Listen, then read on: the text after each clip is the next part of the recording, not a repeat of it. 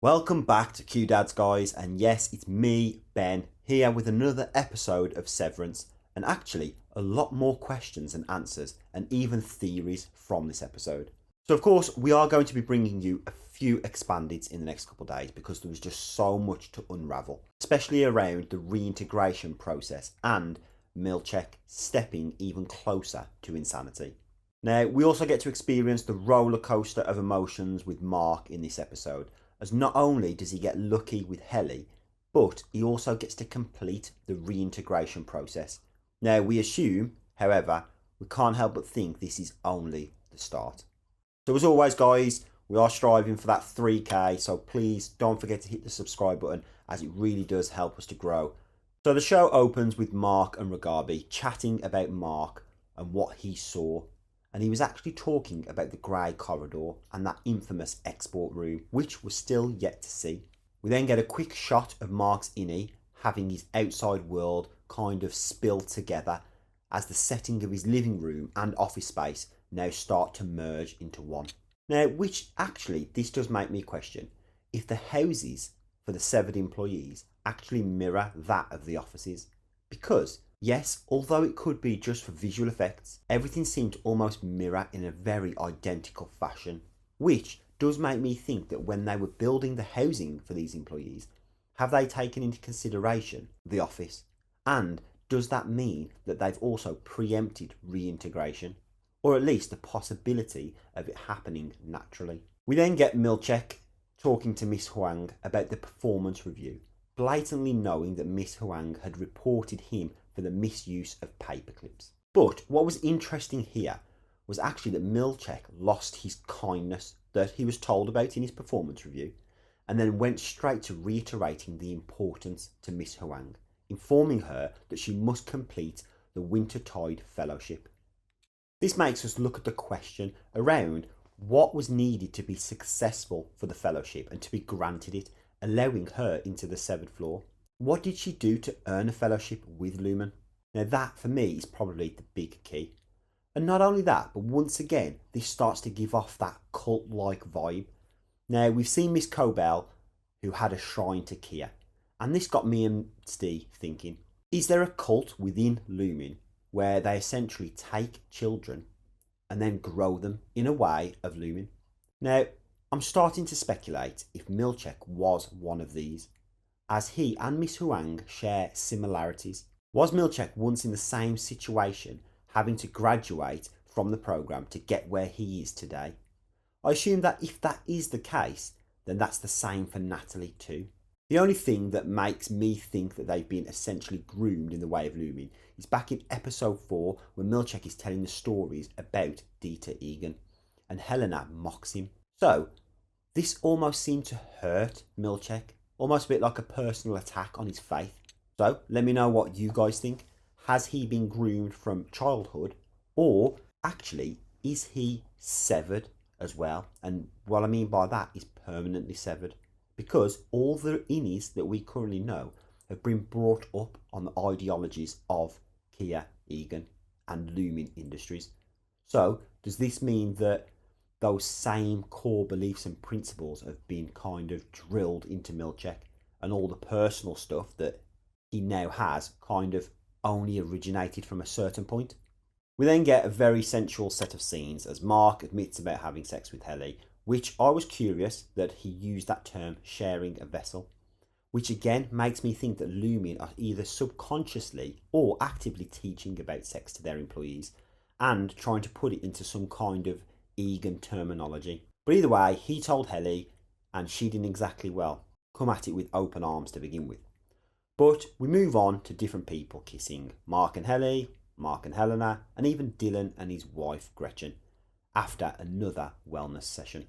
And of course, after that, Helly then returns wanting to have sex with Mark because she never got to experience it. So yes, Mark is a very lucky boy at this point. Right, we then move on to Milchik, and actually I really enjoyed this scene as he gets a huge jar of paper clips and begins to sort all the documents out, of course with the paperclip being the right way up.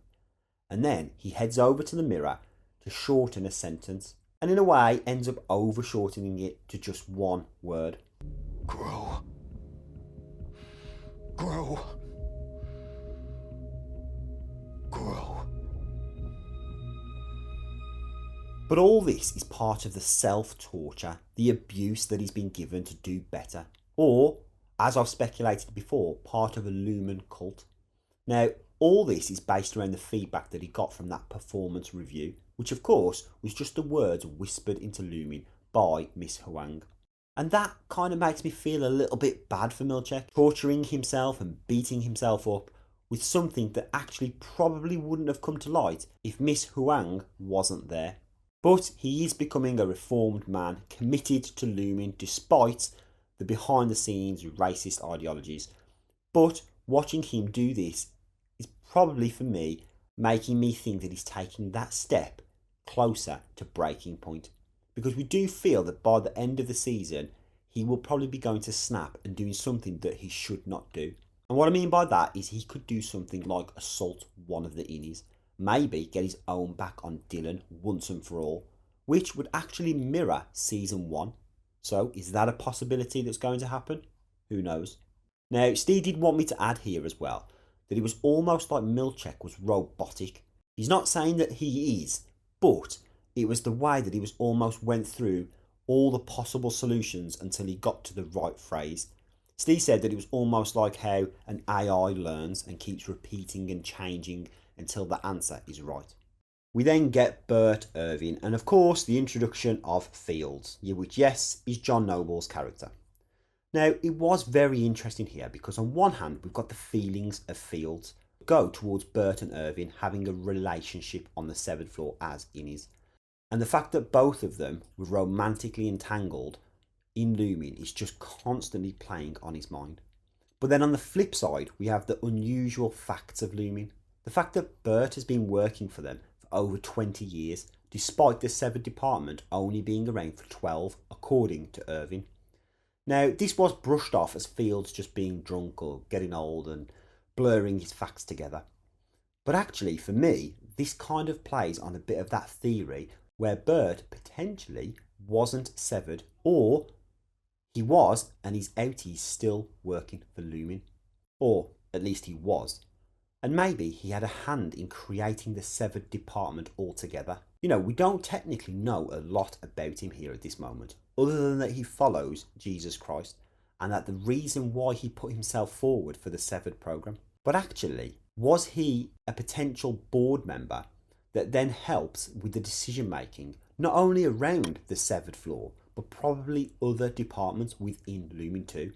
And maybe after a certain point wanted to separate himself and see what it was like to become an innie. Now, Steve had a thought, which I personally thought was a bit of a cracking theory. I hate to admit it, but I do. And during the scene where Mr. Drummond enters Irving's house, we see him pick up the same document that Innie Irv picked up at the end of season 1. Now, it listed the names of severed employees. Now, there was mention there of suing the city. Now, Irv questions if the threat what got him severed, which leads me to ask the question, why would there be a document like this? And then we wonder if this was also a class action lawsuit against Lumon or something.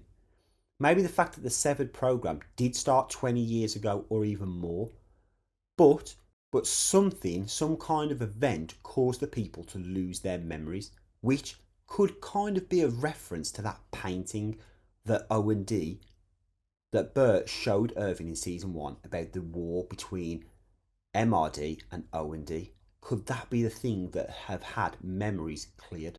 It's called the Macro Data Refinement Calamity. Okay, but we've never done anything like that. Why the hell would there be 2 versions of the same painting? Now, this is why, of course, Burt has been there for 20 years, and could Irv have been one of these people too?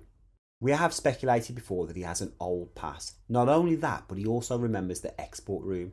And as I said there was that painting about that war. Could he be involved in that? And conveniently, we see the severed date of some of the employees being in 2008 onwards. So clearly, the programme has ran for longer than 12 years. The only part I stumble on here is why would they go back to Lumon if they lost their memories? Unless they were paid off.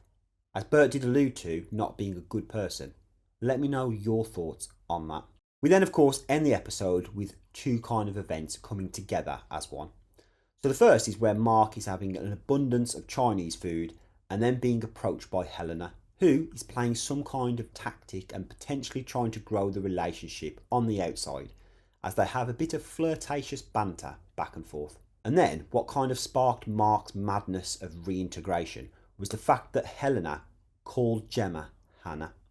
Now, my theory on this is actually that this was intentional, and Helena called Gemma by the wrong name, knowing that that would spark Mark to continue with the full integration. Because obviously, Lumon do keep tabs on all of their employees outside of work, so probably know that Mark is actually going down the path of reintegration, and then just letting him go ahead with it in the hopes that it might improve or progress Project Cold Harbour. And yes, it's a little bit of a wild one, the fact that they may know about the integration process, but definitely it was intentional to say Hannah. The way she said it just seemed like a very chosen word, rather than just letting it slip off the tongue. And I think knowing so much about Mark and Gemma, they're not going to get away with that, especially not with Helena anyway. Now, Steve did want to add here that maybe Helena is pursuing Mark on her own will, and nothing to do with Lumon at all. The jokes about her wanting him to meet her dad might have been deep down truth. It feels to him that Helena hasn't had love before of any kind. So, could she be going after Mark as she knows that his innie loves Helly? Not only that, but he also thinks that ultimately Helena is a dark horse. How much does she really care about Lumon? As episode 4 showed us, she thinks that the innie stuff is all a complete joke. Now, regardless of the meeting, it of course leads to Mark flooding the chip, as we previously spoke about towards the start of the episode. And we get to see the head opened where the hole for the ease of access to the chip was, and then yes, it was flooded with a couple of seconds of reintegration process that then starts to escalate. And Mark has flashes and visions, but actually we see some clips of Gemma that we've not previously seen, which for me makes me question if Lumon had actually tampered with some of the memories of Gemma before. Because surely if the reintegration process works, then he would only remember the experiences he's had on the inside, like the ones with Helly on the Severed department. But then these new images of Gemma technically insinuate that these memories previously weren't there. So, by flooding the chip, have we unlocked another set of memories, potentially a different version of Mark, again stemming back to that overall quantum consciousness theory with an infinite possibility of Marks. Just throwing that out there, guys. Head to our channel because again, quantum consciousness is a fantastic theory. And of course, it could just lead to the fact that we're now seeing more memories of Gemma as he started to remember his life as one rather than being severed.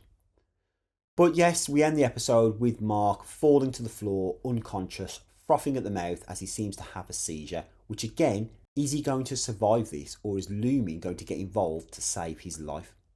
Now, let us know your thoughts in the comments. As I said, we will be bringing you a couple of expanded videos this week, just breaking down some of those individual theories for you. So please do hit us up in the comments if there's anything that you want us to discuss. But over to you, as always. Do you think that Mark is now fully integrated? Do you think that Helena is secretly after Mark due to her never finding love before? And finally, will we find out why Irv's outie is investigating Lumon? As always, thanks for watching. Don't forget to hit that subscribe button. And yes, we'll catch you next time with something new.